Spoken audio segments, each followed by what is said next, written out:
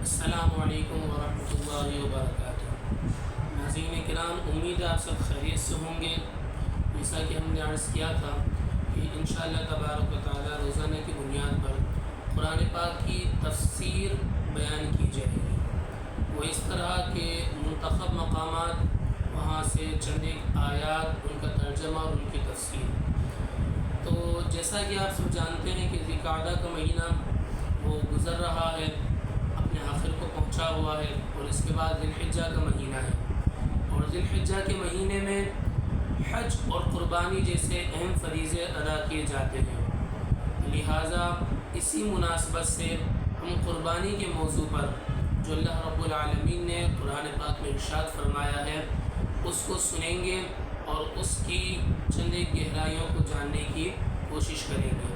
چنانچہ رب العالمین ارشاد فرماتا ہے 17واں پارہ سورہ حج آیت نمبر 37، رکوع نمبر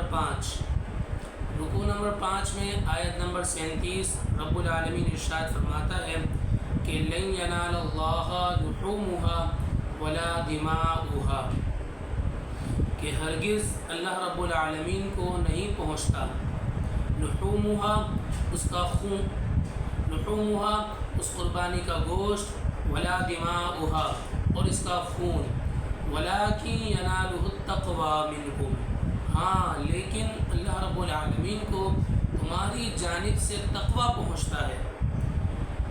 اس آیت کا معنی کیا ہوا؟ اس آیت کا معنی یہ ہوا کہ اگر کوئی شخص قربانی اس نیت سے کرتا ہے کہ میں اس کا گوشت کھاؤں گا، یا وہ جانور بڑا لے کر آتا ہے، جیسا کہ آج کل یہ ٹرینڈ چلا ہوا ہے کہ ہر کوئی ایک سے بڑھ کر ایک جانور لا رہا ہے۔ بات یہی ہے، رب العالمین فرماتا ہے کہ جو تمہارا تقوی ہے وہ مجھ تک پہنچتا ہے۔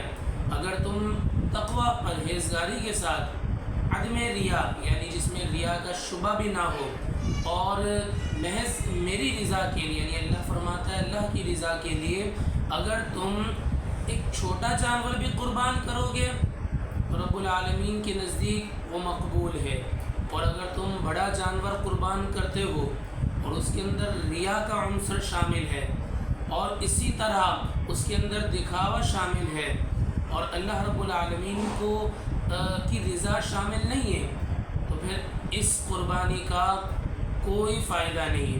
فرمایا لن ینال اللہ لحومها، اللہ کو تمہارا اس قربانی کا گوشت نہیں پہنچتا کہ کتنا گوشت ہے، کتنے من کا جانور ہے، ہاں ولکن ینالہ التقوی منکم، اللہ کو تمہاری جانب سے تقوی پہنچتا ہے۔ فرمایا کذالک سخرھا لکم، اللہ تبارک و تعالیٰ نے اسی طرح تمہارے بس میں کر دیا، لتکبروا اللہ علی ما ھداکم، تاکہ تم اللہ کی بڑائی بیان کرو اس پر کہ جو اس نے تمہیں ہدایت دی۔ اللہ رب العالمین نے ہدایت دی، یہ اللہ رب العالمین کا فضل و احسان ہے۔ اللہ رب العالمین نے اس پر اپنی کبریائی، اپنی بڑائی بیان کرنے کا حکم دیا ہے۔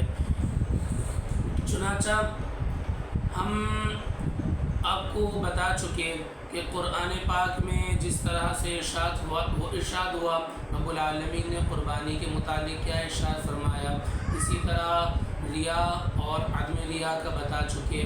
اسی طرح ہم آپ کے سامنے انشاءاللہ رب العالمین کئی ایک آیات پیش کریں گے روزانہ کی بنیاد پر۔